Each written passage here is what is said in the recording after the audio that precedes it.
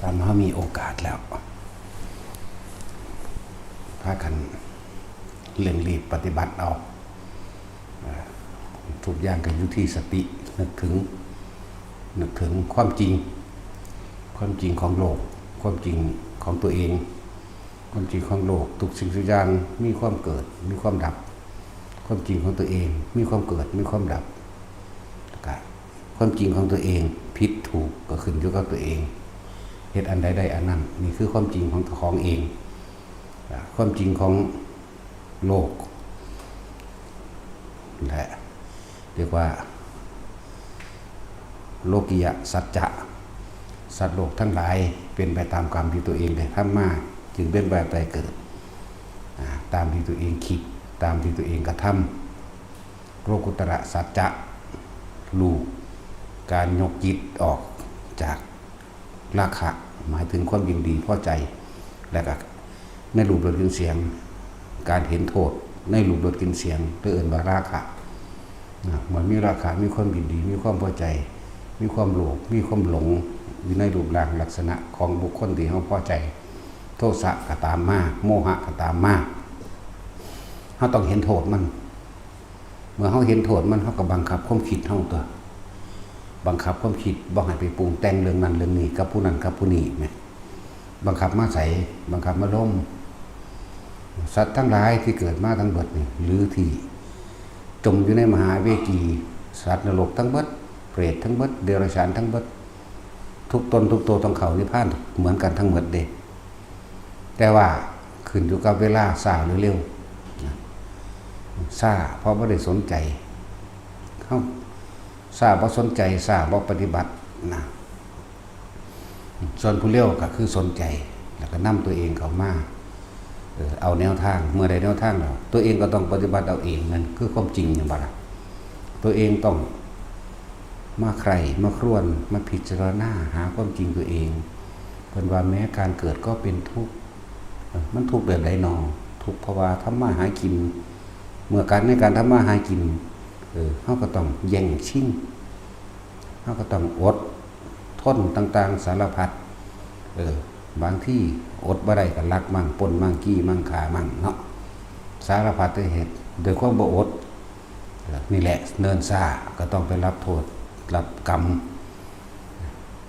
แล้วเรื่องนรกรีบๆคือการกระทำผิดแล้วก็ไปติดคุกติดตารางนั่นแหละบางที่ก็ถูกปรับถูกไหมบ่เข้าคุกเข้าตารางบ่โดนประหารชีวิตก็ดีเห็นบ่ล่ะนรกรีบๆกับคุกนี่ถูกปรับไหมใช้โทษถูกยึดทรัพย์ได้ขายทรัพย์สมบัติที่มีอยู่ที่ไว้เลี้ยงชีพ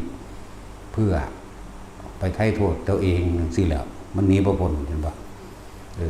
นรกสุกๆคือนรกหลังจากตายไปแล้วกระทำกรรมอันใดไว้ชินในอารมณ์อันใดมากที่สุดชินในความโกรธเกลียดคนนั้นคนนี้เพราะว่าผู้นั้นผู้นี้เหตุให้กูบ่ได้นั่นบ่ได้นี่โมโหเขาสั่งเขาหาวิธีแก้แค้นกับเขาตายในระหว่างทำกลางที่มีอารมณ์ข้างด้วยกันกับไปนรกจริงๆแล้วอะไรจังหวะให้พวกเขาเห็นโทษนี่แหละความเกิดเป็นทุกข์ความแก่ได้แบบนี้แก่นี่เคลื่อนที่ไปเรื่อยๆเด้เริ่มจากเกิดนี่ครับมีความแก่ไปในภายภาคหน้าเด้ความแก่ความเจ็บไข้ได้ป่วยเป็นทุกข์เขาก็มาคิดเอาตัวว่ามีผู้ใดอยากเจ็บปวดว่ามีผู้ใดอยากป่วยว่ามีผู้ใดอยากแก่ได้เนาะทั้งสั้นแล้วมันเป็นทุกข์ว่ามันบ่ยอมรับมันเป็นทุกข์ว่ามันบ่พอใจแม่นบ่ล่ะมันบ่ยอมรับมันบ่พอใจทั้งสั้นแล้วความพัดพลาดจากสิ่งที่รักเป็นทุกข์บางคนที่เฮาหักบางคนก็ยังว่าเป็นลูกเป็นหลานเลี้ยงตัวเองบ้านนั้นใดพ่อแม่ตายจากก่อนเป็นทุกข์บ่ล่ะพ่อแม่ตายปะพ่อแม่ตายจากปู่ย่าตายายตายจากหรือบุคคลที่เฮาอาศัยอยู่นำพอได้อยู่กินข้าวกินน้ำบ่แม่นพ่อแม่ก็ดีพ่อแม่ตายจากระดับนึงแล้วบุคคลที่รับไปเลี้ยงอุปการะตายจากอีกทุกสองทุกสามซ้อนกันเข้าไปอีกนี่แหละทั้งว่าผู้ใดเห็นถูกผู้นั้นไปเห็นความจริงของชีวิตแล้วก็ต้องหาแนวทางเพื่อให้ตัวเองพ้นออกจากความคิดอันนี้ความเกิดอันนี้ความหลงอันนี้ความยึดอันนี้ ยึดร่างกายยึดอัตตายึดตัวตนเห็นโทษหลายอย่างเห็นโทษของการมาเกิดแล้วมีร่างกายนี่ก็โทษการมาเกิดแล้วมีต้องทำมาหากินบางที่ก็แย่งชิงบางที่ก็กล้าหาญไปในทางที่ผิดบางที่ก็กลัวแม่นบ่ล่ะ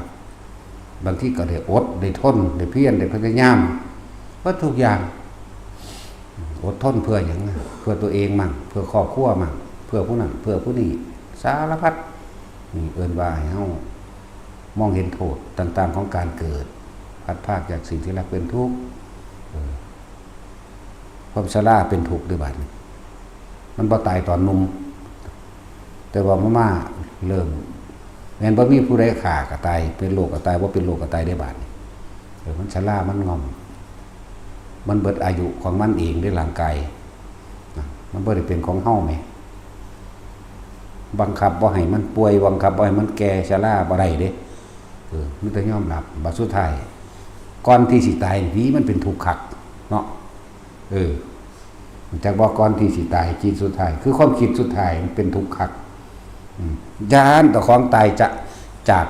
ลูกจากหลานจากผัวจากเมียย่านเจ้าของตายจากให้จากหน้า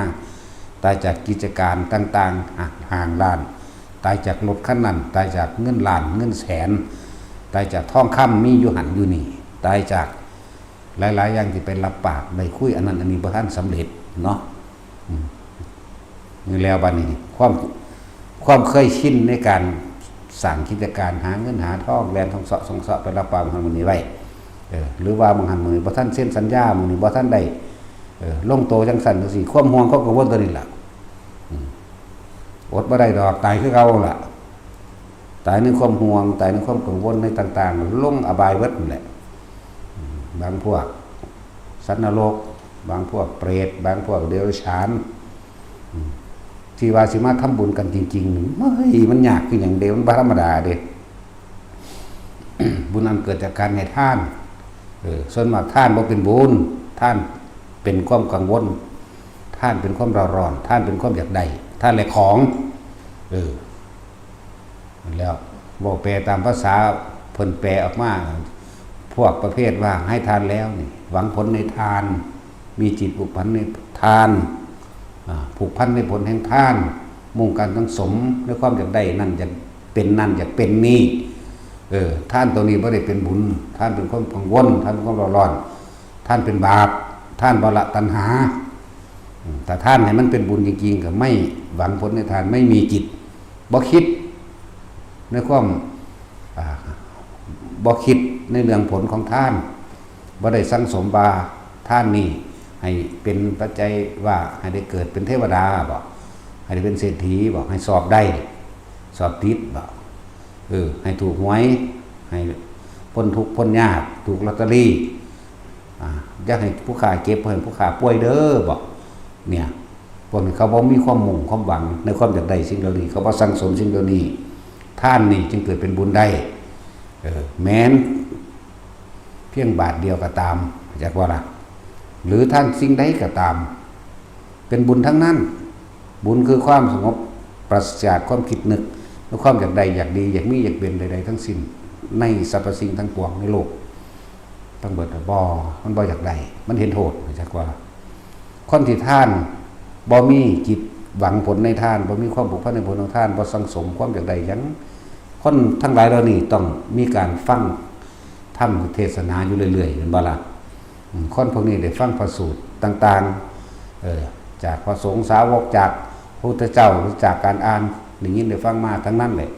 มันจึงเห็นโทษในความยึดติดนี่จะถามบรรดาศักดิ์ยึดติดนี่อยากให้คนย่องให้ของแน่หลายอย่างนั่นแหละยึดติดด้วยความอยากรวยในความมีอิทธิพลต่างๆเขาเห็นโทษเด้เขาก็เลยท่านทั้งหลายเหล่านี้เลยท่านเป็นบุญอันเกิดจากการให้ท่านถ้ามันฟังทำแล้วมันจะเข้าใจดอกให้ท่านเกิดเป็นบุญแบบนี้ที่นี่ต่อมากันในเมื่อ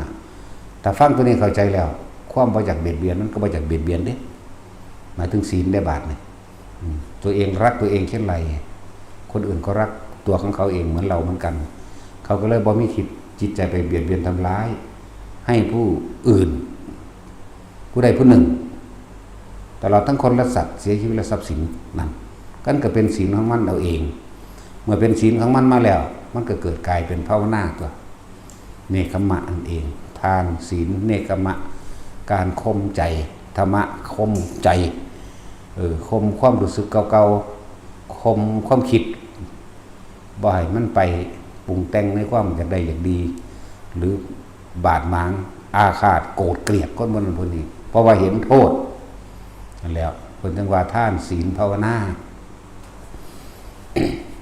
แต่คนท่านแบบนี้เป็นแล้วประกอบด้วยการปฏิบัติธรรมไปพร้อมกันอยู่แล้วบัดนี้แล้วก็ที่มีวิธีแนวทางปฏิบัติของไผของมันบัดนี้เนาะบางคนก็ใส่อานาปานสติประกอบทั้งบริกรรมพุทโธบางคนก็อาศัยคำบริกรรมต่างๆแล้วแต่ฐานะอันควรแล้วแต่เหตุการณ์ก็ว่าไปนี่อย่าลืมว่ามองสิพ้นทุกข์มีมองเดียวหนึ่งเด้คือบ่เกิดแล้วก็ต้องเข้าใจพวกเฮานี่เป็นผู้นำตนเองเด้อใจเป็นใหญ่ใจเป็นประธานก็คือว่าเฮาต้องเป็นผู้นำตนเองทุกคนสามารถเลือกได้เด้หากว่าแม่นเลือกแบบกิเลสโลกเด้เลือกนี่เลือกที่สิไปเกิดเลือกสิบ่เกิดแต่ว่าต้องอาศัยการกระทำเด้บ่แม่นคิดเอาเด้ก็อาศัยการคิดอยู่หน้าซะก่อนเลือกสิบ่เกิดก็ได้เลือกสิไปเกิดเป็นหยังก็ไปเฮ็ดเอาตัวทุกอย่างเพิ่นสอนไว้เบิดล่ะอยากเป็นพระอรหันต์เพิ่นก็สอนหลักสูตรพระอรหันต์ไว้ล่ะเฝ้าพยายามสังเกตความคิดเจ้าของเองพร้อมกับลมหายใจเนี่ยหลักสูตรมันก็เลยหรือผู้ใดอยากเป็นไปเรื่อยๆอยากเป็นพระพุทธเจ้ากับบำเพ็ญเพียรควบเป็นพระพุทธเจ้าเพิ่นก็สอนไว้แล้วมั้ยอยากเป็นพระปัจเจกกับบำเพ็ญเพียรสร้างสิ่งที่ทำให้เกิดกลายเป็นพระพุทธเจ้าได้สร้างสิ่งที่ทำให้เป็นพระปัจเจกสร้างสิ่งที่ทำให้เกิดเป็นสาวกซ้ายขวาคือพระโมคคัลลาภาษาลิบุตรหรืออสิติมหาสาวกทั้งหลายตลอดทั้งสาวกโดยทั่วไปสร้างเอาตัวบ่แม่นขอเอาบ่แม่นเลือกแบบบ่แม่นว่ามีของกองอยู่โอ้กูเอาอันนี้ดอกบ่แม่นแบบนี้เด้นั่นแหละทุกคนต้องเป็นผู้นำตนเองทุกคนมีความสามารถเสมอกันอยู่ที่ว่าจะของเองนั่นน่ะสิมั่นใจตนเองบ่เท่านั้นแหละนั่นแหละยินดีความสามารถของตนไผก็เลยเพิ่นกับคนเฮากับคนตัวเพิ่นปฏิบัติลำบากยากกว่าเฮาตัวเนาะแม่นบ่ล่ะพระเจ้าทั้งยากกว่าเฮาเด้อทั้งอึดทั้งอดอยากเสื้อผ้าหน้าแพร่นี่ก็หายากแท้ๆเด้สิได้บวชแต่ละเทื่อต้องรออยู่4ปีก็มี10กว่าปีก็มีเสื้อสิได้ผ้าบ่แม่นผ้าสำเร็จรูปมาคือเฮาเดี๋ยวนี้เด้เสื้อสิได้ฝ่ามือนี่มันหยิบติดกันไว้ได้คาศอกหยิบติดกันไว้ผ้าห่อศพครึ่งนึงเอามาหยิบติดกันไว้ซึ่งว่าสิยอมเป็นผ้าไตรได้มันธรรมดาเด้พวกเขานี่มันสมบูรณ์แล้วเด้นี่เรียกว่าสำเร็จเลยเด้นี่จากบ่ในเรื่องของบุญนี่ก็ดีสำเร็จโดยบุญจริตเพราะว่ามันทานมาหลายมันก็เลยมามีความสำเร็จแบบนี้เอาไปมาหอดเลือกใส่มันธรรมดาบอกพระเน้นเฮานี่เนาะเฮ้ยผ้าเนื้อนี่บ่ดีโอ้ยเอาผ้านี่ดอกเว้ยนั่นว่าซั่นเอามัสลินโอ้บ่เอาซันฟอร์ไลท์โอ้เอาผ้าฝ้ายเลือกทิ่มเด้บ่ธรรมดาเด้จังซั่นแหละแต่เขาเจ้ากว่าสิบวชได้บ่แม่นของง่ายส่วนสิเก็บผ้าได้แต่ละอันแต่ละอย่างสารพัดผ้าที่เขาเจ้าหยิบใส่กันบ่เป็นงามๆแบบนี้เด้อบ่เป็นตอนเดียวกันแบบนี้อยากว่าบ่แม่นเนื้อเดียวกันแบบนี้จักหยาบจักหยังแน่ล่ะจักผ้าฝ่ายจักผ้ามึนๆจักหยังแน่เขาจะมาหยิบลุงตุมยามใส่กันสว่าสิเฮ็ดเป็นผ้าไตรจีวรหยังได้นี่แหละจังว่าพวกเฮานั้นถ้าสิพูดถึงความสมบูรณ์มูลพร้อมในสถานที่แห่งนี้สมบูรณ์เบิดทุกอย่างบ่มีหยังขาดแคลนกันแล้วกันเนาะอันนี้ก็พาเน้นพวกบวชเข้ามาแล้วเด้พวกเจ้าตั้งใจปฏิบัติเอาโลดแม่นบ่ผ้าก็บ่อึดอาหารก็บ่อึดเจ็บไข้ได้ป่วยก็มีรถพาไปไปแต่หม่องมันดีๆบ่ให้รอพร้อมเนาะลัด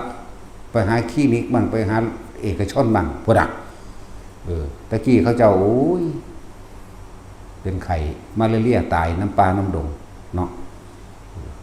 สิย่างออกมาบ่ทันที่70-80กิโลอยู่ในป่านี่เขาไหมอันนี้แลนปึ้งชั่วโมงเดียวหอดแล้ว มีคนติดต่อบอกคุณนั่งท่าเอายิ่งกว่าพระราชาอีกแม่นบ่ซั่นนั่งท่าเขานี่แหละสะดวกแล้วเด้อให้มันคุ้มกับต่างๆที่เขาเจ้ามาให้การสนับสนุนข้าวสารอาหารแห้งและอาหารเปียกอาหารน้ำอาหารเหลว มีเบิดกาแฟน้ำส้มน้ำซาเป๊ปซี่โค้กและสไปร์ ตะกี้หากินยากยังเด้ตะกี้นมมะลิเนาะป๋องละบาทบุ้ยเสือจะได้กินธรรมดาบ่แต่สินสิขึ้นราคาเท่าใดเด้อบุก็สิพอปันกันละมั้งบาท2 บาทเนาะนมกามะลิไหมนมกามะลินมกาหมีนึงดิไหมกระป๋องเดียวเน้นเบิดบัตร ต้มน้ำกาบากใหญ่ข้นตุงเลงใส่กัน ซึ่งว่าสิได้กินอยู่ธรรมดาบ่จางโจกโอยโลอยู่ปานนั้นก็ว่าแซ่บเพิ่นว่าเด้อันนี้กาแฟกูก็สแตกแมงมื้อละ10พุ่นก็ยังได้ ตะกี้บ่ได้มีได้กาแฟมีนมก่อนจังมาคอยมีโอวัลตินเนาะนั่นสั่นแล้วสะดวกแล้วเฮ็ดเอาละกิเลสของภัยของมันเลยผู้บวชเข้ามาแล้วเฮาบ่ได้บังคับให้ทำการทำงานใดๆทั้งสิ้นบวชเข้ามาแล้วจิตในพุทธศาสนาจิตในการบรรพชาของเฮาเอง2 อย่างเท่านั้นคันธาธุระศึกษาเราเรียนคำสอนของพระพุทธเจ้าอ่านหนังสือพระไตรปิฎกอ่านพระวินัยวิปัสสนาธุระทำความรู้แจ้งเห็นจริงตามความเป็นจริงในทุกข์ในสมุทัยในนิโรธแล้วก็ในมรรคหนทางอันดับทุกข์2เองเฮ็ดให้แจ้งซึ่งพระนิพพาน2 อย่าง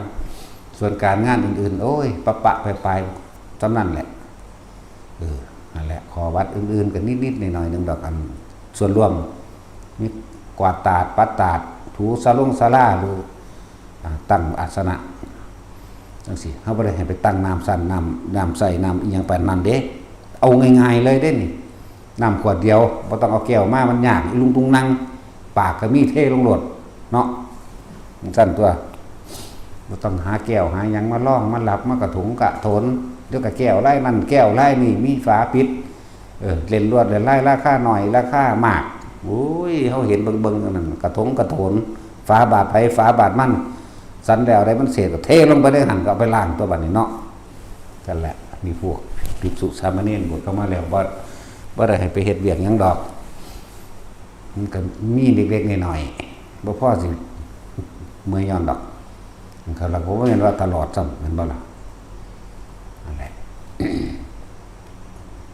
ทำนิพพานให้แจ้งในปัจจุบันโลดได้โอกาสแล้วเฮาบ่ได้ไปลำบากทั้งใดไฟ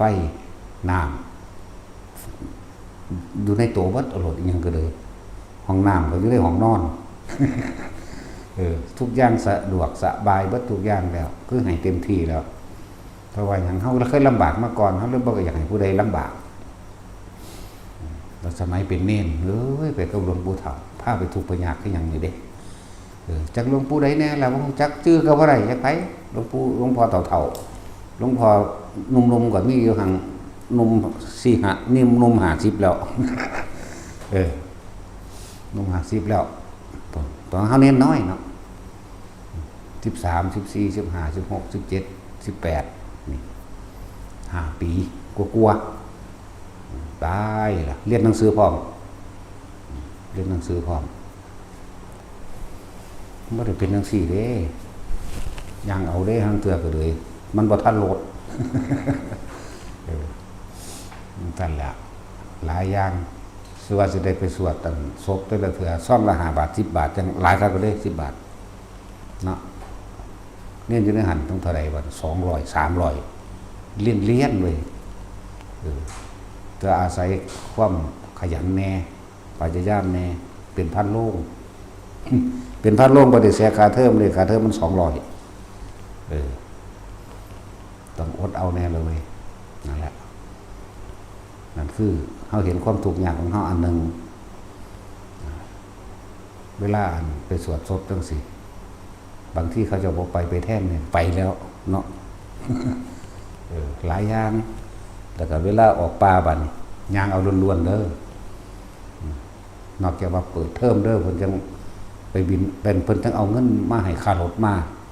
จักเอามาทั้งใดหลวงพ่อหลวงปู่หลวงตามื้อนั้นก็ดีเพิ่นเอามาให้ดอก200 300โหมันบ่ได้แพงดอกตะกี้ ไปบิณฑบาตเดี๋ยวถ้าเขาเป้า ย่างเก่งก็มาเขียบกับกล้วย ธรรมดาเด้มาเขียบแต่มันย่ำนั่นแน่นอนกับกล้วยเนี่ยมีหลายอยู่กล้วยอีออมมันนี่พอง พวกนั้นแหละมักสีดาแดงมันเลยกินกับเข่าทั้งสั้นตัวบางที่เขาจะกับขั่วหมกบกใส่ถุงห่อใบตองมาเด้บางคนเขาจะกับตำแก้วปลาแดกมาคนมันหิวบ่จักบอกมันจะลวกสวบรถเต้หลวงพ่อก็ฟ้ามือใส่กงหูอีกปูว่ามันสิสแตกแมงไปยังไปแล้วเอาไปมันสุกซะก่อนไก่เฮาไปดังไฟอีกไหม เอาเฮาไปดังไฟหมกปิ้งปลาแดกให้อยู่หั่นแล้วธรรมดาบ่อันนี้มีผู้เอามาถวายนี่จักว่าอยู่นี่ มีเบิดสุแนวหอยแกงแมลงผู้ต้มยำ โอ้ไหลบ่ถือมันหลายโพดเนาะจังว่าเฮ็ดเอาโลดฝึกหัดปฏิบัติเอาโลดกาแฟกินแมนมือพุละ4 5 ซ่องแต่ละมือเนาะกินเราไปนอน บ่แม่นได้ว่าจะไปเดินจงกรมซ่องๆอยู่เลยเนี่ยลำบากต่อมามีความกล้ามีความนั่นไปผู้เดียวกันสิก็ไปได้บัดนี้บัดเขาซี่มองให้พักนั่นน่ะคือเขาเจ้าบ่ได้หัวซ่ากันเด้มาอ่านเบิ่งเฮาเข้าไปเวลาเฮาเข้าไปเจอหมู่บ้านเขาแก้วถามมาแต่ไสมาจากวัดนั้นวัดนี้จักมาหยังโอ้มันค่ำแล้วผมจะขออาบมาสงน้ำแน่ขอนอนแน่พูดสี่ไปเลยได้สี่แบบบ่มีความรับผิดชอบมีความปัดปลายได้จักว่าสี่ไปทัวร์ได้แต่ว่าเฮาก็ซื้อสี่ให้กูนอนให้กูก็ไป ศาลามันห่างมันโยกลงแล้วแต่สังกะสีแป้นนี่ยังมะเร็งเคียงข้างหมดแล้วถ้ากูสินอนก็นอนแม่มึงนี่ที่ดินนี่ล่ะวะนั่นแหละก็จังสั่นไปแต่ละหม่องนั่นแหละบ่ได้สบายแบบนี้เด้อหมู่ภิกษุสามเณรเฮาไปผู้เดียวไปสองกับถือคือกันไปกับหมู่หลวงปู่หลวงตาเพิ่นก็ดีก็ถือเขาก็ว่าแบบเดียวกันนั่นแหละเขาบ่ได้สนใจโอ้เขาก็เข้าใจความลำบากหลายอย่างบางหม่องก็ฮอดบ่มีผู้ใส่บาตร ห่วยบ่ใส่ก็เก็บเพิ่นก็ออกจั่วเก็บเอายอดพระกฐินนี่ล่ะเฮาซั่นพระกฐินพระเกษตรทั้งนั้นทั้งอยู่บ้านอื่นทั้งนั้นเขาจะเอิ้นแบบนั้นบ่แม่นเกษตรน้ำเขาเอิ้นพระเกษตรคือพระกฐินนั่นแหละเก็บเอามีหยังกินได้ลาวแมงเบิด เครือสมล่มใบสมล่มนำไปเบิดนั่นแหละเอาไปก็ไม่หยังกันแล้วกินเลยบัดถวายเพิ่นแล้วก็กินนี่ละเฮาซั่น อาหารทิพย์ ธรรมดาบ่เฮ้ยหลวงพ่อก็เลยคนบ่มีบารมีเป็นซั่นแหละ อาหารทิพย์ว่าซั่นพักเอากินใบไม้นี่แหละแต่ว่าแต่สินเจ้าฮู้จักอาหารทิพย์แล้วบ่บัดใบไม้ แต่เดือนเมษาพฤษภาคมคอยไปแน่หน่อยมีหมักโบ้งกินหมักโด่งติดแขวเป็นเขิบเบิด มันสิตายไม่กินมันเปลือกหมดเด้มันธรรมดาเด้หมักโม่งกินแหละกินอะไรก็บ่ได้เจ็บท้องแซ่บหวาน เดินได้อาหารอันปลาหิมพานต์ได้เฮาว่าซั่นเอ้ย แต่ว่ากำมวลนั่นแหละหลายอย่างไปพ่อน้องน้ำน้องก็ต้องเอากาไปตากขึ้นมาแล้วก็ใส่ผ้ากองน้ำอีกต้มซะก่อน งสั้นแล้วทั้งเบิดคือตอนเขาเป็นเน้นนั่งอุปถากหมู่พระสงฆ์องค์เจ้านี่แหละคืออานิสงส์การอุปถากเข้าใจว่าล่ะบ่แม่นอยู่ซื่อๆเฮาสิมีผู้มาเฮ็ดนำเฮาเลยเด้เฮาเคยเฮ็ดไว้ก่อนเบิดแต่เฮาบ่รู้อานิสงส์มันดอกตอนนั้นเฮาก็มารู้ตอนนี้แหละเข้าใจว่าล่ะนั่นแล้วจังว่าฝึกหัดพระเนรอุปถากหมู่ภิกษุสงฆ์แน่เฮ็ดนำคนเฒ่าคนแก่แน่ตัวอย่าลืมเด้ใกล้คนเฒ่าเฝ้านรกใกล้คนเฒ่าเฝ้าสวรรค์อย่าไปทำความสนิทคิดเชื่ออย่าไปตีสนิทอย่าไปลึงอย่าไปทะลึงเข้าใจว่าล่ะเฮ็ดไปโลดมันนึงมีอานิสงส์เองดอกถ้าเป็นเด็กน้อย4ปี5ปีประมาณนั้นแหละก็ยังไปยัดไปเกี่ยวหญ้ามาให้เพิ่นเกี่ยวหญ้าตัดไม้ไผ่เอาปอไปแช่น้ำลอกปอตีปอสางหญ้าเอามาให้หลวงปู่เพิ่นจะมุ่งกับไผ่หญ้าเป็นตะพุ่นได้ล่ะเพิ่นสอนให้เอาน้ำมันก็อมเป่าปูดปูดแล้วก็เอาศอกดึงงั้นแหล้วฟันเสือกก็เป็นเด้อ เสือกปอเด้แต่ชิ้นฮักก็เกิดจากปุ๊บ หลอกปอก็เหม็นดอกหาเน่ามัน ใส่แล้วไม่ลำปอตีลอกออกแล้วมันแห้งคักๆแล้วก็เอาไว้แต่จุดได้ล่ะจะเป็นมัดซ้ำแขนนี่แหละจุดเป็นทางมันไม่มีเทียนเด้มันธรรมดาเด้นั่นแหละหลายอย่างอยู่เฮ็ดน้ำโบราณก็เฮ็ดมาตะปุ่นแหละต่อมาก็มาเฮ็ดน้ำพระทั่วไปนั่นแหละที่แลนเก็บดอกไม้เดินเก็บดอกไม้มาทุกวันพระเฮาแลนเก็บดอกไม้เด้บักหลายมันได้ว่ามันน้อยๆองค์เด้10กว่าพุ่นเด้เก็บดอกไม้ใส่ขันให้เขาเจ้าย้ายไปตามนั้นยามเช้ายามแลงพร้อมอันนั้นแล้วก็ฝึกหัดให้เฮ็ดที่เฮามีจังซี่ครับเพราะว่าเฮาเฮ็ดนำเขาเจ้าก่อนแม่นซื่อๆเสียคนมาเฮ็ดนำเด้ล้างบาตรล้างหยังเฮ็ดเป็นเบิดแล้วแหละตั้งแต่กี้มันบ่ได้มีสีสเปรย์พ่นแบบนี้เด้เผาบาตรเผาบ่เป็นกระแตกเด้สิบอกให้เด้อบาตรเล็กตั้งแต่กี้ ถ้าลังเทื่อเฮาบ่รู้จักไปเอาไม้ไผ่อันที่มันนั่นนะระเบิดตู้พุ่นฟงขึ้นปากไก่ บอกไม้ไผ่มันแตกเข้าใจว่าล่ะมันแตกปุ้งบ่เด้บาดก็จะก็ฟ้องไปพุ่นหลายอย่างแบบนั่นแหละจังว่าเคยขอวัดปฏิบัติเฮ็ดกับครูบาอาจารย์ถือว่าครูบาอาจารย์เบิดนั่นแหละแต่เป็นเนี่ยนักบวชมหานิกายนั่นแหละ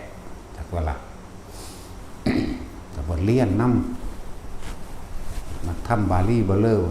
เรียนแบงสั้นบ่จบหยังดอก ก็เรียนไปส่วนภาวนาก็มีลึกลับมาเรื่อยๆอยู่ดอกบ่แม่นว่าบ่เฮ็ดหังมึนเด้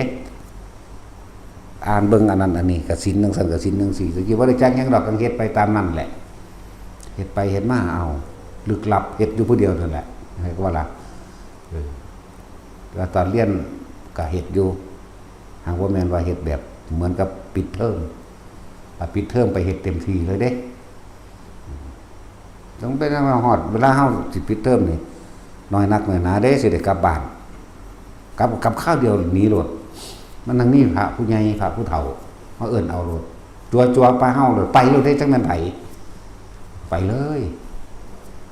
ไปกับอุ้มยุงอ้อมยามของเพิ่นเฮาแบกเอาโลดเด้บ่ได้ดีปานนี้เด้อันเครื่องบริการต่างๆที่เขาเจ้าไปทุดงพาอาบน้ำหยาบๆหยาๆหั่งเทื่อก็กระสอบปานแม่กสินกระสอบปานไม่หยิบเอาเด้หรือพายทั้งก็พายเวียงข้างนี้เวียงข้างนี้ตูมนุ่มตูมคงไป ธรรมดาบ่แต่เฮายางบ่ทันก็ด่าเฮาตัวมึงเห็นแม่งยังอยู่สุดท้ายเด็กน้อยซ้ำนี้แล่นออกหน้าก็ได้ตัวว่าได้บัดนี้ทั้งเตือกับแกงมันเด้เป็นเศร้าเมื่อยเนาะแล่นไปเลย โอ้ยแล่นไปตายแม่งทั้งนั้นเด้บัดนี้เอาทางว่าแล่นออกนะ บ่เฮ็ดใส่กูหรอกว่าได้บัดนี้ ก็ฮู้จักอยู่ตัวว่าเฮ็ดใส่ว่ะ มาทำแม่ว่าซั่นโอ้แฝมันเฮานี่ว่าเด้ นั่นแหละหลายอย่างที่เฮ็ดมาอุปถากซักผ้าย้อมผ้าโอ้เบิดทุกอย่างนั่นแหละพับผ้าบ่ถือก็ถือได้อีก พับผ้าได้แบบด้วยหรอกนี่แหละคืออานิสงส์ที่พวกเขาเฮ็ดมาพวกนี้บ่ทันได้นั่นปานใดดอกนั่นแหละแต่ว่าคือมาเอาหม้องมันสำเร็จโลดก็เลยว่าพวกจะเอายอดมันโลดด้านอาหารเฮาก็ทานมามากแล้วด้านเงินด้านซอยเหลือด้านต่างๆเฮาก็เฮ็ดมาเพื่อไว้เบิดทุกคนแล้วนะพวกเฮานี่มาเอายอดเอาผลมันเลยเหมือนทุกๆคนที่มาจังนี้ล่ะฝึกหัดปฏิบัติเอาก็คือว่าเอายอดมันเลยเด้แต่แค่ว่าส่งอารมณ์มันเป็นกุศลจับจุดอุณาโลมหรือในลมหายใจนั่นแหละเฮ็ดอยู่แค่นี้จนตายบ่ต้องไปคิดหาอย่างอื่นอีกอยากว่าเฮ็ดอยู่แค่นี้นั่นล่ะตั้งแต่กี้เฮาก็มักเห็นนั่นเห็นนี่เบิ่งนั่นเบิ่งนี่ก็ปล่อยอยากรู้ซ้ำแหมพยายามให้รู้ให้ได้ซ้ำแหมนั่นแหละบัดนี้รู้เข้าไปแล้วมันเกิดกลายเป็นหลงเกิดกลายเป็นทางผิดทางบ่ถูกนะเลยน้องประสบการณ์ต่างๆมาจนว่าหลวงตาของล่ะลัดขั้นตอนมาจนมาปี45ปี45 46 47ไปเรื่อยน่ะหลวงตาจังมาสอนเอาสอนก็สอนบอกเรื่องนึงมันเฮ็ดเรื่องนึงต้องสอนดักเด้เพิ่นเฮ็ดกับเฮาบอกนั่นนี่มันจังสิเฮ็ดแบบนี้เด้ถ้าบอกแบบนี้ตรงๆว่าให้เฮ็ดแบบนี้บ่เฮ็ดเด้มันจะไปเฮ็ดแนวใหม่อย่างนั้นเพิ่นเก่งอีหลีเด้หลวงตาบ่ซั่นสิยอมขนาดบอกผู้ใดมาอ้างครูบาอาจารย์บ่ได้ยอมรับคือจักว่าล่ะยอมรับหลวงตาบ่ยอมทางบ่แม่นว่าบ่เคารพเด้อเคารพอยู่คนละแบบกันมันก็มีผู้แพ้ตัวผู้หนึ่งตัวเฮาคนเนาะผู้ยอมให้นะอันอื่นๆก็เคารพอยู่บ่แม่นว่ายอมให้นั่นแหละบอกแนวหนึ่งมันเฮ็ดแนวหนึ่งบอกแนวมันสิบ่เฮ็ดนั่นแหละแต่มันเฮ็ดตั้งแต่จุดหมายให้มันเฮ็ดแนวนี้อยากว่าบางผู้จังเวลาเห็นนิมิตนั่นเห็นนิมิตนี่จังซี่แต่เพิ่นก็สอนให้เฮานั่นท่าทายดูถูกให้ไปเฮ็ดบ่มีปัญญาไปจังซี่เด้ถ้าเฮ็ดบ่ได้ยังไม่เหยียบวัดกูอีกไปจังซี่เด้ตายเฮ็ดจังได๋พุ่นน่ะได้บัดซุแนววัดนี่บ่สิว่าเอียกว่าซั่น โอ้ยเนาะผู้นึงไปเฮ็ดแทบตายนั่นแหละจังว่าถ้ามึงออกจากลมหายใจมึงก็แค่ใหญ่ที่ทุกข์กว่าซั่นมันยอมเลยมันแม่นความเพิ่นไหมแต่มึงออกจากลมหายใจมึงก็แค่ใหญ่ที่ทุกข์เด้อแล้วก็บ่ต้องตามลมอีกให้มันม่วนๆอยู่ในโพรงจมูกอยู่ในหูดังมึงนั่นแหละนี่จะตามลมลงคอลงท้องบ่ต้องพ้องบ่ต้องยุบบ่ต้องตามออกใดๆจังซี่มึงรู้สึกอยู่นี่เฮาก็มันบ่ได้รู้สึกแต่อยู่นี่เด้ล่ะมันน่วงอยู่พี่ก็มีนั่นเพิ่นก็บ่ว่าเด้ก็เป็นผลของจิตตั้งมั่นแล้วน่วงอยู่พี่หางเทื่อมันก็ขึ้นมาพี่ได้ความรู้สึกอันนี้หางเทื่อมันก็มาอยู่นี่โล่งๆโปร่งๆเด้เท่านั้นนึงเด้เฮ็ดจะทำนั่นแล้วซั่นนั่นซั่นแหละก็ทั้งเลยบอกว่าพวกเฮามาเอายอดมันโลดเฮ็ดเอาซ้ำนี้น่ะอันอื่นๆเฮาก็บ่เอาตัวเองวัดมาตรฐานดอกแต่ว่าที่รู้ที่เห็นที่เป็นนั่นนี่มาสารพัดในการเห็นสวรรค์เห็นนรกในการถอดกายทิพย์ออกจากกายเนื้อมื้อนี้เฮ็ดมาเบิดแล้วแค่สนุกสนานไปซื่อๆนั่นแหละมโนมยิทธินี่บ่แม่นแบบเฮาจินตนาการเอาสะก่อนแบบหรือในลักษณะจำภาพแบบกสินเด้อันตนจริงมันนั่นน่ะย่างถอดออกเลยนี่ย่างออกจากเจ้าของก็เหลียวเบิ่งเจ้าของได้ผู้ใด เวลาสิไปทั้งใดแค่อย่าไปหันมีจุดหมายว่าไปมันก็ลอยไปโลดเด้นั่นแล้วไปเศร้าก็พวกพญานาคเข้าไปสู่ว่าไรที่หลวงตาได้นำไปเอาเพราะสิย่อมสิยานครับบ่อีพ่อใหญ่อันนี้หยิบข้อจังสี่ละมามันซุบลงไว้ก็บ่บอกกันมือไม่ไปอีกว่านจิตแบบนี้แบบนี้ต้องว่านจิตเป็นอุเบกขาแบบนี้แบบนี้นะมือไม่ไปอีกไปเสือกอีกอันนมงามที่ไปบ่ายนมเขาที่มันงามไปอีกนางหนักมันก็บายตัวนั้นคนอยากเอาอยู่ไหมเนาะตัดสินสู่เขาว่าอะไรอีกเย็บมาอีกธรรมดาวะนั่นแหละท่านเห็นโทษอย่างดอกแต่ว่ามันเห็นได้ซื่อๆตอนนั้นเรียกว่าผู้ใดทรงชาติเป็นกับอาศัยกสินต่างๆอาศัยฤทธิ์เดชต่างๆกสินซอยแบบนี้แบบนี้แต่ที่เขาน้อมใส่ว่าท่านเป็นเด้เพิ่นให้ไปฝึกเพิ่นมันไปฝึกใส่เฮ็ดกับผู้นั้นผู้นี้เด้เพิ่นว่าอุ้ยเฮ็ดจังซั่นจังซี่มันจะเป็นแมงบ่ได้จังซี่เด้ไปฝึกกสินแสงสว่างใส่อำนาจจิตหลายว่าจิตมันตั้งมั่นแล้วแค่นึกมันสิเป็นแบบนี้แต่ว่าเพิ่นบ่ได้บอกแนวใส่เด้เฮาไปฝึกให้มันเป็นซื่อๆเด้บาดเข้าสู่สถานการณ์จริงจังหูจักแนวใส่จักว่าล่ะนั่นแหละกสินดินเป็นแบบนี้บังกายก็ได้พวกกสินน้ำเป็นแบบนี้กสินลมเป็นแบบนี้กสินนี่นั่นแหละไปเฮ็ดแต่เฮ็ดว่าอะไรก็มาหรือบ่ให้ขี่รถพร้อมบ่ให้ย่างพร้อมเฮ็ดจังไดมาสั่นตาจุยขี่เครื่องบินนั่นแล้วไผสิไปมีเครื่องบินอยู่ในป่าหั่นเนาะบ่ให้ย่างมาบ่ให้ขึ้นรถมาอ้าวมันก็บ่มีหม่องลอยน้ำไปได้ละหม่องหันเนาะแต่มันมีน้ำก็ลอยไปอยู่นั่นแล้วมันบ่มีห้วยไปจอดวัดเพิ่นเลยมันเสร็จแล้วเฮ็ดจังได๋ซั่นใส่เฮลิคอปเตอร์มันก็บ่เห็นจักเทื่อขี่เครื่องบินแล้วแต่สิยากหยังวะจังซั่นแล้วแต่ว่ามันอยากสร้างสรรค์นี่มั้งอุ้ยเวิร์กเลยเด้บ่ธรรมดาเด้อันนี้เวิร์กออกหมดเลยเป็นอีหยังที่โลงที่สุดเป็นอีหยังที่บอกบ่ถึกมั้ยธรรมดาบ่คือมันละความยึดเป็นสั้นละมันละนี่มันบ่ได้บ่แม่นเฮาตั้งเจตนาหรือตั้งใจสิละมัน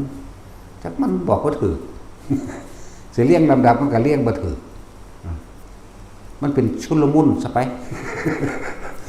มันบอกบ่ถูกจักอีหยังกันแน่ล่ะว่าสิคิดจังซั่นมันบ่คิดเลยมันถิ่มความคิดออกเลยมันสิบ่สงสัยหยังอีกเลยนั่นแหละหลายอย่างก็ดอกส่วนผู้ใดภาวนาไปเห็นสภาวะหรือปรากฏการณ์ต่างๆที่มันเกิดขึ้นที่เทียบอย่างหนึ่งให้ฟัง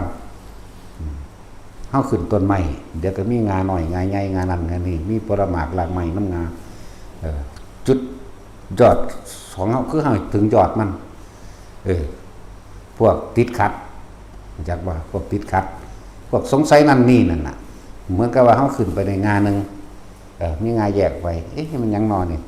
แล้วไปข้างอยู่งานั่นแหละพอจะไปพิสูจน์จะไปว่าสงสัยว่ามันหยังก็เลยไต่ไปกับน้ำงานี่เลยข้างค่าอยู่มือหันทิ่มบ่เป็นเด้จากบ้านนี่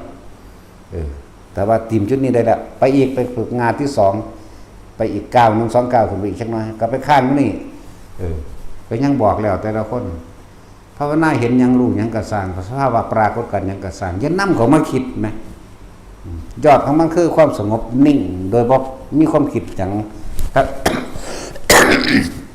ทั้งที่หูนั่นเห็นนี่ได้ยินเสียงก็สร้างได้กลิ่นก็สร้างหรือมันสิแสดงภาพนิมิตแบบใดก็สร้างปรากฏเกิดขึ้นจะนำมาคิดมั้ยนิ่งโดยการทำความรู้สึกตัวนั่นแหละทั้งว่าให้จะไปเอาอันนั้นอันนี้ไม่คิดสงสัยนั่นสงสัยนี่มันก็ฆ่าอยู่ในหันแหละเกิดชาติใดไปภาวนาไปสงสัยอยู่หม่องเก่าฆ่าอยู่หม่องเก่านั่นแหละจักว่าล่ะมันก็บ่ฮอดยอดจักคือล่ะปีนกกไม้น่ะคือเฮาขึ้นกกไม้นั่นแหละ มันก็ต้องมีงานนั่นงานนี้เป็นธรรมดาเนาะเฮาปีนขึ้นไปถ้าเฮาบ่ได้สนใจเลยมันก็ปีนขึ้นไปจึกยุบตรงยอดมันเลยบัดนี้ก็เฮาก็เห็นสิ่งต่างๆเคลื่อนไหวคือเฮาขึ้นอยู่ที่สูงซึ่งปลายใหม่ล่ะมีงัวแล่นมามีควายแล่นมามีคนย่างมามีคนเลี้ยงงัวเลี้ยงควายมีนั่นมีนี่เฮาก็เหลียวเบิ่งซื่อๆได้ยินซื่ออันนี้บ่ทันถึงไหนซ้ํบ่ทันถึงยอดซ้ํไปข้างไปฆ่าความสงสัยไปฆ่าอยู่น้ำงามใหม่นี่แหละนั่นบ่ล่ะจังซั่นล่ะอันนี้มันหยังวะอันนั้นมันหยังวะนั่นแหละความสงสัยคนอื่นถ้าภาษาเราเอื่นนิวรณ์แปลว่ากังวลเรื่องนั้นกังวลเรื่องนี้ผิดถูกไล่ดีอีหยังกันแน่อย่าไปฮู้จักสื่อมันอย่าไปสรุปผลมันที่มีเบิดทั้งว่าอยู่มันบ่มีอีหยังเลยแต่ธรรมชาติร่างกายเฮาบ่ได้อยากถิ่มเฮาบ่อยากแก่มันก็ยังแก่ไปเรื่อยชราไปเรื่อยแม่นบ่เฮาบ่อยากหิวมันก็ยังหิวเฮาบ่อยากร้อนบ่อยากหนาวมันก็ยังร้อนยังหนาวไปของโดยธรรมชาติของมันไงเฮาบ่ได้อยากตายได้ล่ะบาดนี้เนาะมันก็ยังเดินทางไปสู่ความแก่ชราและตายแน่ขึ้นต้นไม้เฮาก็ขึ้นไปโลดฮอดยอดปึ๊กพุ่นไปนั่งโคโมอยู่ปลายมันพุ่นปลายมันคือความสงบจักว่าล่ะสงบคือบ่นำสิ่งนั้นสิ่งนี้เข้ามาคิดทั้งที่มีเสียงคือโคมทั้งที่มีนั่นมีนี่เห็นนั่นเห็นนี่ได้กินนั่นนี่กินนี่ปรากฏกายปรากฏการณ์นั่นน่ะต่างๆที่มันเกิดขึ้นภาพภายในจังซี่จะว่ามื่นตาแน่ทำสมาธิน่ะบ่แม่นหลับตาดอกบัดหลับก็หลับเฮ็ดเอาบัดนอนก็ได้บัดมื่นก็มื่นไปนั่นแหละสลับกันไปสลับกันมาตัวเดี๋ยวไปนำสิ่งที่สงสัยเอามาคิดไหมมันเข้าใจง่ายๆนึงเด้อันคำว่าปีนต้นไม้นี่ขึ้นไปนั่งขาอยู่ยอดโลดแต่ว่าต้องไปสนใจสิ่งรอบข้างที่มันเกิดขึ้นเห็นบ่เฮากำลังปีนไปบางที่มีเหลือบบินมาจับแข้งจับขางงงเฮานี่บ่ต้องไปสนใจปีนขึ้นไปโลดเดี๋ยวมันก็บินบ่ถึงเองหรือมีงาใหม่งานั่นงานี่เป็นคือว่ามีกิ่งกามีบางหรือมีกระแตกระรอกข้างอยู่น้ำงาใหม่นั่นก็สิไปจับมันเห็นหยังก็สิไปอยากฮู้มันว่าหยังมันเป็นหยังเป็นมาจังใดแบบใดปีนขึ้นไปจนว่าฮอดยอดมันทำความสงบนิ่งอยู่จังซั่นแหละแล้วก็มันสิเห็นทุกสิ่งทุกอย่างเคลื่อนไหวเองดอกอันนี้มันบ่สงบนิ่งมันเคลื่อนไหวไปตามสิ่งที่เห็นเข้าใจบ่นี่ปีนไปนำเห็นนั่นไปนี่เลยฆ่าเลยกอดกกไม้อยู่หั่นก็เลยพูดไปสงสัยก็เอ้ามันหยังว่าคือเป็นนั่นน่ะพูดลืมยอดลืมกระดึบขึ้นไปเรื่อยบ่ล่ะมันเลยลั่นเรื่องนิวรณ์กามฉันทะหรือการมานิวรณ์นั่นแหละมีความสงสัยใครอยากรู้ในรูปในร่างในรูปในรสในกลิ่นในเสียงมันหยังกันแน่วะเห็นบ่ล่ะนั่นแล้วสงสัยวิคิคิจฉาบัดนี้บางที่ก็บ่รู้บ่ได้คำตอบหรืออะไรหนึ่งเกิดความเสื่องซึมตัวอุทจักกุกุจักแต่ว่าภาษาบาลีนั่นแล้วกูสิบ่มีวาสนากูคือบ่สงบท้อแท้ตัววันอุทจักกุกุจักจักบ่ล่ะเมื่อนั้นก็เกิดปฏิฆะตัวนั้นบ่พอใจอันนั้นบ่พอใจอันนี้ตัวบัดนี้เมื่อล่ะแล้วปฏิฆะบ่พอใจนั่นแหละจังว่าอย่าไปสนใจเพราะท่านว่าเกาะลมไว้ยึดลมไว้เกิดยังขึ้นกะสร้างบ่เข้าใจเขาว่าเกิดยังขึ้นกะสร้างมันจะเป็นอีหยังก็ตามอยู่กับลมหายใจนึงอยู่กับความรู้สึกในกายนึงก็จะว่านี่บางคนมันตัวนี้บ่ขึ้นนั่นบ่ขึ้นอยู่กับลมเลยลมเย็นอยู่ในโพรงจมูกบางคนถามว่ามันมาอยู่อุณหภูมิแล้วก็อยู่นี่บางคนมันนวงบนหัวก็อยู่บนหัวบางคนมันมีความรู้สึกอยู่ในกายเย็นอิ่มอยู่ในกายก็อยู่ในระหว่างท่ามกลางอกจะอยู่จังสี่มันเคลื่อนมาหัวรู้อยู่หัวรู้สึกตัวนี่ละมันเป็นหยังจิตหนึ่งจุดหนึ่งบางคนก็อยู่กลางหน้าผากบางคนก็มันก็เป็นนิ่มเย็นลึกๆเข้าไปตรงกลางระหว่างสมองก็แล้วแต่มันสิแต่ว่าจะออกจากกายถ้าเฮาใช้ความคิดออกจากกายเมื่อไหร่ เท่ากับเราย้ายที่ทุกย้ายภพที่เกิดใหม่ทันทีเขาไปสงสัยอันใหม่ที่มันปรากฏการขึ้นมาจากบนอุ้ยมันหลายคืออย่างเดียวมาธรรมดาเด็อันซ้ำอันเห็นป๊อปแป๊บขอรอแค่แลเล็กๆหน่อยแต่ยังถิ่มยังปล่อยบ่ได้ไหมนั่นแล้วเราไปเห็ดมาอยู่ผู้เดียวนี่สารพัดเดียวว่าธรรมดาเลยโอ้ถ้าจะเก็บทุกเรื่องเล่าถ้าจะเก็บทุกสีทุกเสียงทุกกลิ่นทุกภาพทุกเรื่องเล่ามาใส่ใจนี่เป็นบ้าเลยแล้วนั่นแหละจังหวะหยุดลมไว้หยุดอุณาโลมไว้ลมกับอุณาโลมไว้แต่อุณาโลมขึ้นหรือความนิ่มนวลบนหัวขึ้นก็อยู่กับมันคือหลวงพ่อเยือนเพิ่นสอนกรรมฐานน้ำเย็นเพิ่นเอาความเย็นเป็นความรู้สึกโตรู้สึกตัวนั้นจุดหนึ่งจุดใดจุดท้องน้อยเจ้านั่นแหละมันเย็นอยู่นี่จะจำความรู้สึกเย็นเด้อไม่น้ำมันไปเรื่องท้องร่างกายมันห่อนอยู่แล้วมันบอกมันไปสร้างความเย็นจำความเย็นอยู่หันกับเฮาเย็นอยู่นี่กันเดียวกันได้บัดแต่ว่ามันต้องอาศัยน้ำดีเนาะนั่นแหละจุดหมายเดียวกันแม้นที่ว่าคนเราวิธีจำความรู้สึกเดียวกันนั่นแหละตอนนี้เขาเอาง่ายๆของเขาจังบ่ได้ใส่อาศัยอุปกรณ์จังบ่เปลืองน้ำจังซั่นล่ะเอาพวกนี้โลดหรือว่าอุณาโลมนี่เป็นเบื้องต้นหรือสิอยู่จนตายเลยก็แล้วแต่ไหนจะว่าล่ะอยู่แค่นี้แหละแม้นทุกสิ่งทุกอย่างเคลื่อนไหวไปมาแต่เราก็อยู่ในความรู้สึกในกายของเฮานี่เอง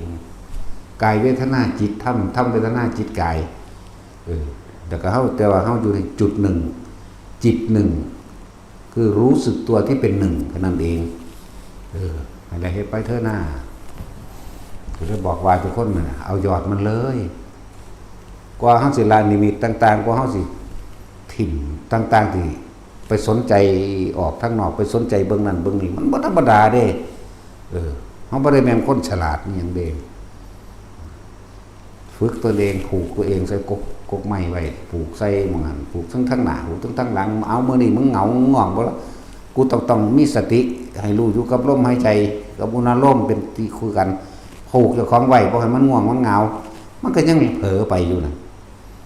เอาตั้งเอาไว้กูสิบ่นอนเอาหลังแตะพื้น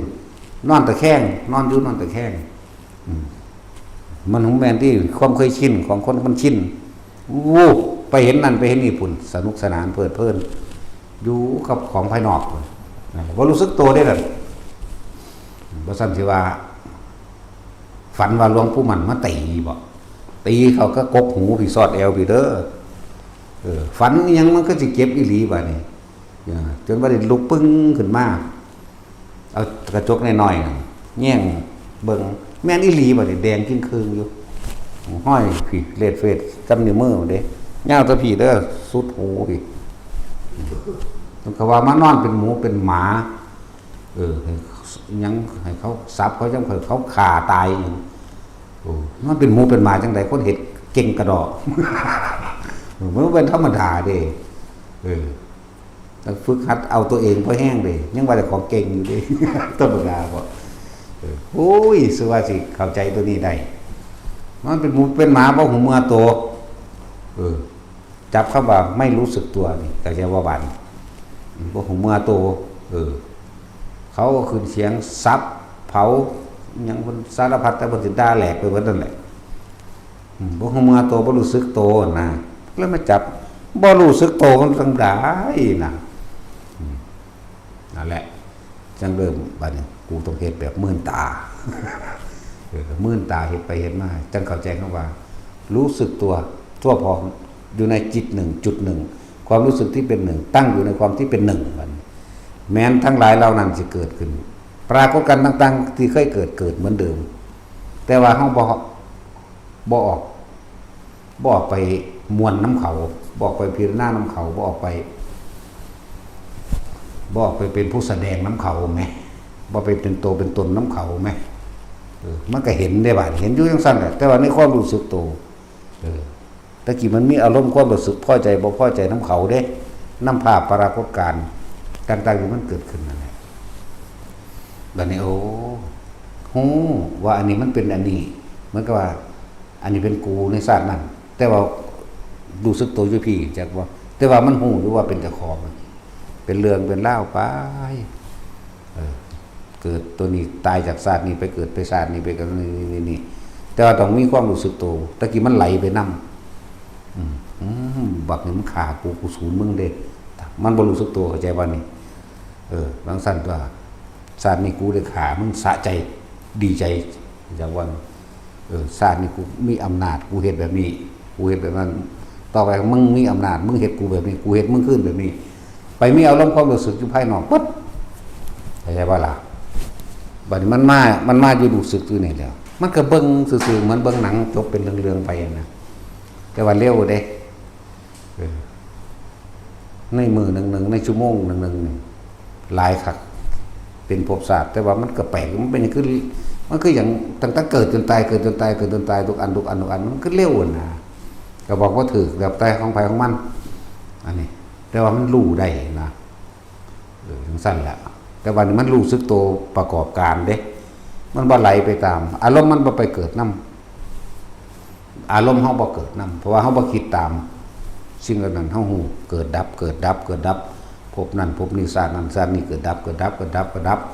ล้วก็เรื่องเล่าต่างๆที่เกี่ยวข้องกับเฮาคนผู้นั้นคนผู้นี้ฮู้จักเบิดล่ะบัดนี้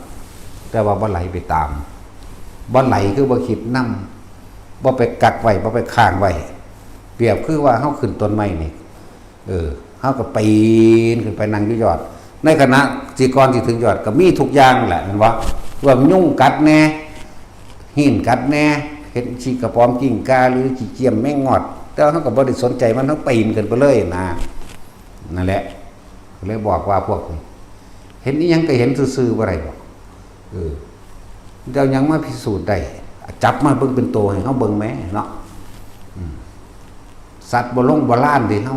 ตะกี้แต่มันสิโผล่มาได้จังได๋มันก็เห็นอยู่ในตาอยู่ไงมันเป็นคือไดโนเสาร์บินได้นะปากยาวๆปากเป็นปากศพนกจังซี่เฮ้ยสิว่าได้ล่ะคืออีเกียมีศพนั่นล่ะศพยาวๆนี่แหมบ่แม่นศพนกเด้เป็นยาวๆจะสิเปรียบเทียบใส่ศพหยังแล้วมันแข็งๆไปเลยจังซี่มันก็เห็นอยู่น้ำแถวหมู่นี่แหละว่าถ้าไปไกลหรอกเอาเว้าเรื่องตามแถวหมู่นี่ก็บ่แห้งแล้วแต่ก็บ่ได้สนใจว่ามันคือหยังเป็นหยังคือหยังเป็นหยังกะสร้างเว้าให้ฟังบ่แม่นยึดเข้าใจบ่ล่ะนั่นแล้วให้ทุกคนอยู่กับความรู้สึกตัวไว้ให้มากที่สุดรู้สึกตัวโดยน่วงอยู่กลางหน้าผากรู้สึกตัวโดยนิ่มน่วงอยู่บนหัวรู้สึกตัวได้บางทีมันก็เข้าสมองบางทีมันก็ว่าทำการอกก็อยู่จังซี่แม้นอีหยังสิผ่านพาคำว่าแทรกซ้อนคือว่าเฮาน่วงบนหัวนี่หรือหน้าผากเด้อบางทีเนื้อกระตุกตึกๆยึกๆก็รู้ซื่อๆจะไปจอกับมันตึกๆตักๆมันสอดมันนั่นมีเบิดนั่นแหละมือสะบัดปึ้งออกไปจังซี่เฮานั่งอยู่เฮาอีหยังก็แล้วกันเถอะสินั่งสินอนสิเดินจงกรมก็เป็นเบิดยืนเดินนั่งนอนเป็นได้เบิดตัวเฮาตะกี้เวลาเดินจงกรมมันสิจับมือจังซี่บ่ล่ะขึ้นมาประมาณมันฟงออกซื่อๆนี่ก็มีเด้ก็เอาขึ้นมาไว้ก็เดินทางเสาะก็คือเก่านั่นแหละบางทีมันกระตุกจังซี่กระตุกทางบ่ได้คิดว่าเป็นน้ำหยังคือหยังบางทีเย็นบ้าเปล่าคือเอามือใหญ่ๆมาจับไหล่เฮาจับไหล่เย็นว่าเขารู้เย็นพี่เขาอยู่พี่เข้าใจบ่นี่เดินจงกรมก็บ่แม่นว่าเฮาเดินตามก้าวขาเด้ตั้งแต่เฮาฝึกหัดใหม่ๆเฮาก็ก้าวขวาพูดก้าวซ้ายโทเด้นั่นแหละมันไปพูดน่ะมันบ่รู้สึกตัวนี่ว่าก็วิธีไผมันเด้อเอาน่วงอยู่พี่เอ้ยบาดย่างไปย่างมาบางทีถือกระซากอีกเด้กระซากเฮายึกไปเลยเด้ก็บ่ไปอวยเบิ่งก็ย่างไปคือเก่านั่นแหละหลายอย่างมันบ่แม่นเทื่อเดียวเด้อันเว้ามานี่มันเท่าใดหลายเทื่ออยู่บางทีก็เป็นคนหลอกหนังไหมหลอกหนังคนหลอกหนังบ่มีหนังจักเม็ดเลยนี่แหละมีแต่เลือดกับเนื้อตาโมโลอยู่ห้างกำปั้นอยู่ฟงตาโอ้ใหญ่ๆเด้เพราะว่าโอ้ออกว่าอยู่มันนั่งคุบเข่าซะให้พึบบัดนึง บ้าเคยยินเขาเจ้าว่าอุทิศบุญกุกอิมินาบุญญกเมนะอุปาชายาโกนุตาราอาจาริยุปการาจามาตาปิตาไปแล้ววันเพราะท่าน3 วินาทีนั่นเป็นคือจังโซ่ไฟคล้องใส่ข้อมันดึงปุ๊บลุบลงดินจังซี่มันสั่นแล้วตะกี้ยังออกนอกเลยเขาใจว่าออกนอกคือยังไปใส่ใจภาพนั้นสิ่งที่เห็นนั่นอยู่ตัวเป็นตัวเจ้าของก็สิเอิ้นออกนอกเด้ตัวเจ้าของเองเขาเดินไปนี่คุณมันไปยืนละทางเฮาเจ้าของนี้ละต้องยืนเบิ่งตี้หามึงนี่มันก็คอยเปื่อยลงเรื่องข้อหัวกระโหลกหักลงกระดูกคอยหักลงกับม้วนออกมันบ่แม่นเฮาเก่งเฮาละเอียดเลยเฮาไปติดกับดักเรียกว่านี่เฮาไปสนใจอันนั้นไปสนใจภาพนั้นเรียกว่าล่ะความจริงคือเฮารู้สึกตัวอยู่นี่เกิดจังซี่ก็สร้างกูพามันไปเลยเรียกว่านั่นแหละอันนี้บอกแนวทางให้ที่ผ่านมาให้เว้าที่ผ่านมาให้ฟังเพื่อผู้ใดจะเจอเหตุการณ์แบบนั้นก็บ่แม่นว่าสิคือกันเด้ว่าอี้ก็แตกแขนงเอาต่อยอดเอาเองนั่นเลยเว้ยก็จะไปคือกันกับเฮาได้จังได๋มันบ่ล่ะถ้าจะคือก็ไปแม่ไปอยู่ผู้เดียวจัก5 ปีเด้อ5 ปีคนนิสัยแล้วจังออกกว่านี้จังว่าล่ะมันแล้วอยู่ผู้เดียวเลย5 ปีบ่สนไผนี่แหละพ่อแน่เจอแน่นอนโอ้ยเวลามันวังเวงความเงียบความวังเวงภายในหัวใจมันบ่ธรรมดามันวังเวงโอ้ยจักสิวางได้แล้วมันวังเวงเงียบจนบ่มีเสียงหยังมันธรรมดาว่ะทั้งอยู่ทำกลางต้นไม้ภูเขานั่นแหละมันเป็นวังเวงโวกเวกโวเวจักว่าล่ะมันธรรมดาเนี่ยและความรู้สึกต่างๆอันนี้เว้าให้ทุกคนไปต่อยอดเอาเองเด้ออันพวกรับฝันอย่ามาเว้าเด้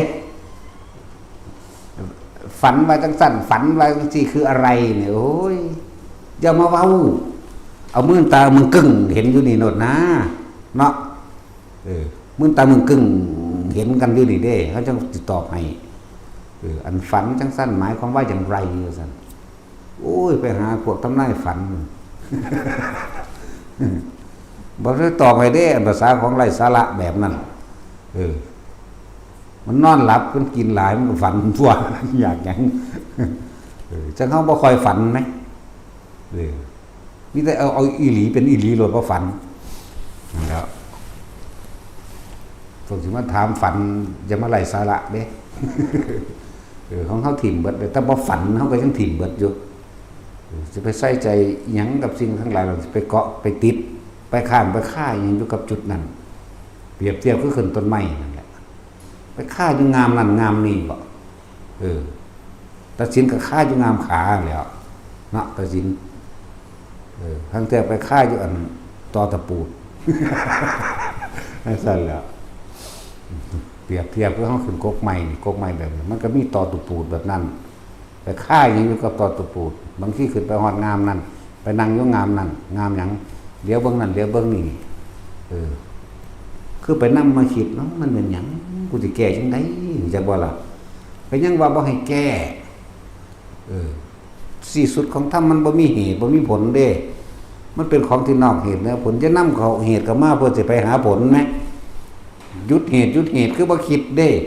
เมื่อบ่คิดแล้วผลมันสิเอาหยังมาเกิดผลคืออารมณ์น่ะบ่คิดแล้วก็บ่มีอารมณ์บ่ไปติดบ่ไปข้างบ่ไปฆ่าตัวนั่นล่ะสงบนิ่งแล้วก็เฝ้าดูสิ่งทั้งหลายทั้งปวงที่มันผ่านมาแล้วมันก็ผ่านไปเกิดดับผ่านมาผ่านไปบ่ได้เห็นว่านิมิตต่างๆหรือเรื่องราวต่างๆที่มันเกิดมันแสอยู่จังซั่นนี่ล่ะนั่นบ่ล่ะแต่พวกเจ้าไปแสมันเองคือนอนตื่นขึ้นมายังไปเอาความฝันมาคิดถึงหลึงอยู่เนาะเอาความฝันวางสั่นฝันวางสิขนาดจำก็บ่ได้ปานใดเด้นั่นจังสั่นจังซี่อยู่หั่นคือว่าถิ่มมันเห็นบ่ล่ะเห็นนำมันมาเฮ็ดหยังแล้วเฮาจึงฝึกให้ทุกคนเข้าว่ารู้สึกตัวทั่วพร้อมให้มันรู้สึกอยู่ตลอดเวลาแม้กระทั่งนอนหลับนั่นแหละฝึกไปสักก่อนเฮ็ดไปเถอะนอนหลับมันรู้จังไดมันต้องสิฮู้ดอกถ้าผู้ฝึก แต่ผู้ว่าฝึกมันบ่รู้ได้ภาษาคิดเอาเนาะคิดเอามันก็คือเอาความฝันมาคิดมื้อนี่แหละเนาะเกิดยังขึ้นกระสร้างอย่านำมาคิดแม้มันบ่เข้าใจคำว่าปัจจุบันบ่เดี๋ยวนี้ปัจจุบันคือลมหายใจนี่เรื่องราวต่างๆเฮาก็อยู่ในปัจจุบันที่เฮาทำงานนี่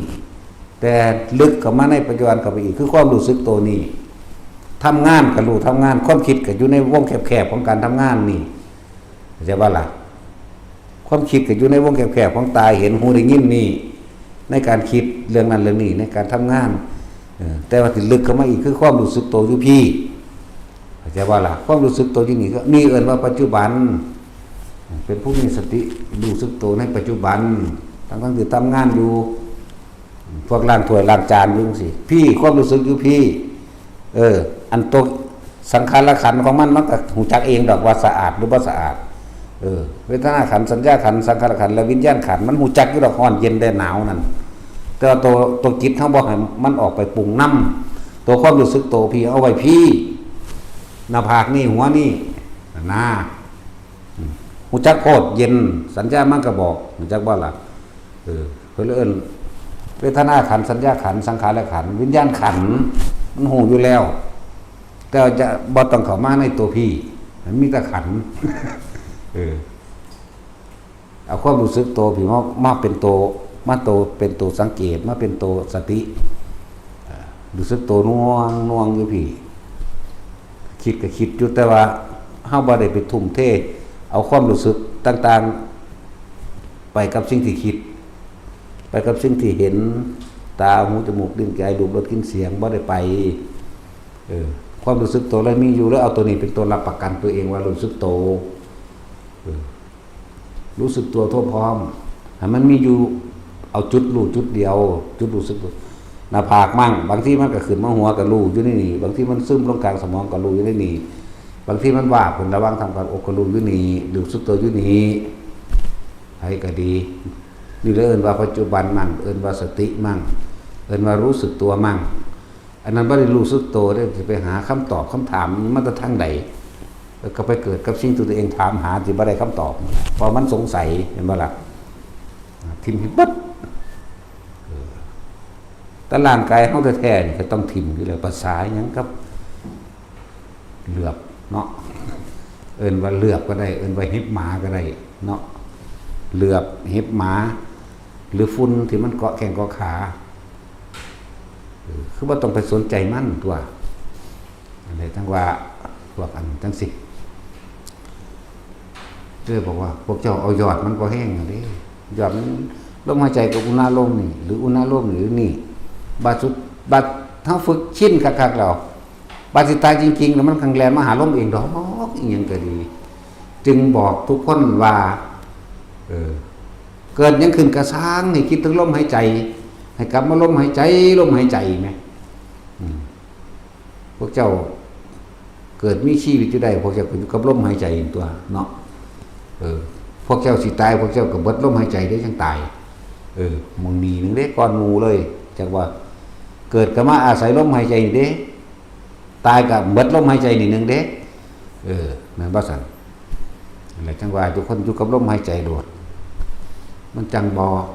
คิดถึงสิ่งอื่นอีกลมมันเป็นความว่างลมบ่มีรูปร่างตัวตนบ่แม่นสัตว์บ่แม่นบุคคลจิตไม่มีที่ตั้งหมายถึงว่าบ่คิดถึงบุคคลสัตว์สิ่งของเพราะว่าเฮาฝึกจนตัวเองจนชินแล้วชินอยู่กับความรู้สึกตัวแล้วเฮาบ่ไปคิดนึกปรุงแต่งกับคนนั้นผู้นี้บางสิตายมันก็แล่นเข้ามาลมมันก็แล่นขึ้นนี่เองดอกแหละมันก็นิ่งไปเลยเองดอกจิตบ่มีที่ตั้งดังต่ำกับอนาคามีเหมือนเดิมล่ะแปลว่าผู้ไม่กลับมาเกิดจังโลกนี้อีกเป็นผู้บ่มีความปรารถนาในกรรมอีกนะอาจจะสิวางได้แหละเป็นไม่ได้สักคนเกิดยังขึ้นกระสร้างกลับมาล่มพวกเจ้าจะคิดอยากบอกพุทธเจ้าห้องตรัสรู้ก็อาศัยลมหายใจเป็นเครื่องตั้งอยู่เป็นเครื่องอยู่ก็บ่แม่นว่าตะลมได้สิบอกให้สิไปจดรายละเอียดทั้งเบิดมันก็บ่แม่นมาตรฐานของไผของมันก็บ่ว่าได้เลยลมหายใจอีกมีปีติที่เกิดขึ้นต่างๆนานาเองบัดนี้ จะเฮาใส่เทคนิคเฮาสังเกตเบิ่งพระพุทธรูปก็มีอุณาโลมตามกลางระหว่างคิ้วเนาะเฮาเลยความรู้สึกไว้ตามกลางระหว่างคิ้วนั่นแหละเลิ่นอุณาโลมอะไรก็เลยเอาไว้นี่ในเบื้องต้นนั่นแหละของเพิ่นก็เริ่มต้นตั้งแต่อันพญามารพุ่นเด้อล่ะเห็นบ่ล่ะพญามารทั้งหลาย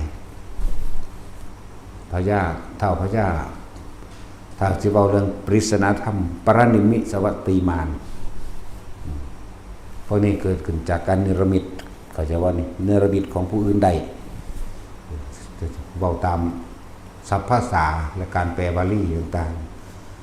ๆความสุขก็เกิดขึ้นจากมีผู้อื่นเนรมิตให้ได้เตยจงไปเอาสิ่งนั้นมาให้เราอาหารนั้นอิ่มทิพย์เขาจะว่าล่ะหรือเสพการแบบนั้นแบบนี้หรือสิ่งนี้มีเป็นผู้อื่นก็อาศัยผู้อื่นนั่นแหละปุ๊บจังสิฮู้ไปยังดอกนั้นจังสิเนาะนิมมารตีนี่นิมิตเอาเองก็อันนั้นก็เหมือนกับนิมิตเอาเองสูงขึ้นไปอีกได้รักมาเธอต้องนำสิ่งนั้นมาให้เราสิเขาก็นิรมิตให้นิรมิตให้เรียกว่าปะรนิมิตวาสวัตติบัดนี้เฮาเว้าเป็นปริศนาธรรมเด้อเหมือนกับนิมิตต่างๆที่มันฝังอยู่ในจิตของเพิ่นเองมันปรุงขึ้นเป็นพญามารมาเพราะทุกคนอันดับแรกย่านตายพญามารปรนิมิตวาสติขี้สร้างมาถือหอกดาบเราแล้วฝืนไฟพญามารได้เสนามารทั้งหลายประมาณบ่ได้มาถกมาเถียงกันเข้ามาถกเถียงกันนี่เพิ่นสิเถียงกับเพิ่นเองนี่เว้าเป็นบ่ได้เว้าตามภาพวาดแต่ว่าแสดงความเห็นส่วนตัวต่างหากมึงสิมานั่งบำเพ็ญเพียรอีหยังอยู่นี่ลูกเมียมึงอยู่บ้านพุ่นเด้นี่เถียงกับของเอาเองน่ะจะว่านี่เลื่อนว่าปรนิมตัวเองเนรมิตขึ้นมาเองได้นั่นเนรมิตตัวนี้นะไปอยู่ในบ้านในเมืองของเจ้าของเองบ่ได้อึดคนมาเอาใจอยู่สุขสบายดีแล้วผู้ใดก็เฮ็ดหยังให้ได้นี่ปรนิมแล้วนี่นิมมาแล้วปรนิมเสื่อมกันแล้วนั่นแหละมันสิมาหยังอยู่นี่เรียกว่าถกเถียงกันในตัวเองจิตเถียงกันมีคนสองคนนั่นแหละต่อมาครับแม่นไปอยู่หั่นสุขสบายเพียงใดก็สั่งมึงก็ต้องตายบ่ล่ะเลื่อนว่าปรนิมมิตวติมานหรือว่า เขามาขามึงก็ตายบ่ขามึงก็ตายจักว่านี่อันนี้เป็นปริศนาธรรมเด้อแบบว่ามันเป็นนิมิตขึ้นมาเองคือความคิดของเพิ่นเองก็เกิดเนรมิตขึ้นมาเข้าใจบ่ล่ะเนรมิตเป็นม่านก็เลยคนเฮามันย่างตายก็เลยต้องถกเถียงกับความตายพอจิตเพิ่นตั้งมั่นดีแล้วก็เลยถกเถียงกับความตายถ้ามีคนมาฆ่ามึงสินั่งอยู่ให้เขาฆ่าว่าเอ้าฆ่าก็ตายว่าฆ่าก็ตายตัวจักบ่ล่ะเพิ่นก็ตัดอัตตาตัวตนตัวนั้นออกไปได้เลยเกิดเป็นภาพพญามารยิ่งหอกดาบแล้วรัตนูมาความตายนี่ผ่านแล้วบ่ย่านแล้วอยากว่าล่ะนั่นแล้ว เมื่อผ่านความตายต่อมาก็เกิดการระลึกชาติได้นั่นเครื่องเกาะเกี่ยวได้ก็ใจบ่ได้ปุเพนิวาสานุสติญาณระลึกชาติแต่หนหลังได้ก็จะว่าละบาดนี่มันกับเฮาระลึกไปเห็นพวกนั้นเพิ่นก็ไปติดแล้วก็นำหากันได้บ่ล่ะอันดับต้นแรกเพิ่นผ่านความตายได้แล้วสาระความตายได้แล้วในนิมมาและปรนิมเกิดจากจิตของเพิ่นเองปรุงแต่งขึ้นเอาเองแต่สุดท้ายแล้วละมันออกได้แล้วอย่างว่านี้ต่อมาก็มาระลึกชาติได้คิดถึงอดีตชาติจังซั่นสิไล่ไปสิหาหม่องมันสุดตั้งแต่เริ่มต้นเกิดหาบ่ได้หยุดขึ้นมาอยู่ในปัจจุบันนั่นบ่ล่ะจังซั่นตัวบัดนี้เมื่อหยุดในปัจจุบันแล้วก็มาระลึกถึงบุคคลผู้อื่นบัดนี้เรียกว่าจุตูปปาตญาณคิดถึงสัตว์นั้นคนนั้นเกิดตายแบบนั้นเป็นไปแบบนั้นโอ้ตัวเฮาก็เองก็เกิดตายแบบนั้นเหมือนกันนี่จุตูปปาตญาณน่าสุดท้ายแหละก็เพราะว่าตัณหาและอุปทานเนาะก็เลยเอิ้นว่าปฏิจจสมุปบาทนั่นแหละบัดนี้สิมาไล่ปฏิจจสมุปบาทไหมว่าเกิดจากตัณหาและอุปทานเพราะความบ่รู้เนาะนี่เพิ่นจังดูว่าเพิ่นถึงอวิชชาแล้วเพิ่นก็หักข้านอวิชชาด้วยเข้าของมันเองจังว่า นายช่างผู้สร้างเรือนเนี่ยเราได้รู้ท่านแล้วเห็นบ่ล่ะก็คือตัวจิตตัวเดียวเนี่ยนายช่างผู้สร้างเรือนเราได้รู้ท่านแล้วบัดนี้เราจะไม่คิดนึกปรุงแต่งอีกนี่เลยเอาด้วยความรู้สึกตัวของตนเอง เมื่อว่าคิดนึกปรุงแต่งอีกในความจากใดอย่างดียังไม่เป็นใดทั้งสิ้นก็ขึ้นชื่อว่าสิ้นอาสวะก็เป็นอรหันต์ตัวบันสำเร็จเป็นอรหันต์แล้ว ต่อมาก็ไล่ไปสู่อนาวรญาณไล่ไปสู่สัพพัญญุตญาณไล่ไปจนเหลือจุติสัตว์ทั้งหลายแล้วนี่ตายจากนี้แล้วจะไปเกิดไสรู้มังเกิดรู้มังตายรู้มังสิ้นรู้ว่าสิสมควรโปรดใดบ่ได้สามารถคุยหูเทวดานี่เกิดมาจากไสแต่ยังคุยบ่ได้จนคุยได้จนว่าหูที่สุดของเขาก็ได้โอ้ผู้นี้สิบรรลุแบบนี้พุ่นล่ะจนรู้อักขระภาษาต่างๆหูจักรู้ไล่ไปจนถึงกำเนิดโลกพุ่นล่ะอันใดเพิ่นบ่รู้ว่ามีเลื่อนว่าตรัสรู้ซึ่งพระสัพพัญญุล่ะเมื่อเข้าสู่สัพพัญญุล่ะเอิ้นว่าปัจฉิมยามมัชฌิมยามอย่างเพิ่นนั่นแหละจนว่าถึงอันก้อนที่สิแก้งก็ตรัสรู้สัพพัญญุตญาณรู้สิ้นทุกอย่างไล่เรื่องของสัพพธาตุต่างๆสัพพธาตุทั้ง18ต่างๆอินทรีย์22ธาตุ18ยังไล่ไปนั่นแหละเลิ่นว่าตรัสรู้ซึ่งสัพพัญญุว่าไปนะเพราะว่าเพิ่นบ่ได้สนใจเครื่องเกาะเกี่ยวก็อย่าว่าล่ะคือพวกเฮานี่ถ้าฝันซื่อๆมาถามเฮ็ดหยังบ่สร้างสรรค์เนาะตาเขาเห็นทนโทอยู่เฮายังบ่สนใจนี่ว่าไม่สนใจนำเข้ามาคิดว่าเขาคือใครจะไปไหนอะไรยังไงอย่างว่านี่ดีหรือร้ายบุญหรือบาปไม่สนใจอยู่นี่จากว่าอะไรอยู่ในความรู้สึกตัวนี้กลางหน้าผากมั่งหัวมั่งทำกลางอกมั่งฝึกไปสักก่อนฝึกไปฝึกมามันบ่ฝึกหรอกเพราะว่ามันเป็นเองเขาจะว่าหลักเอาสมทาน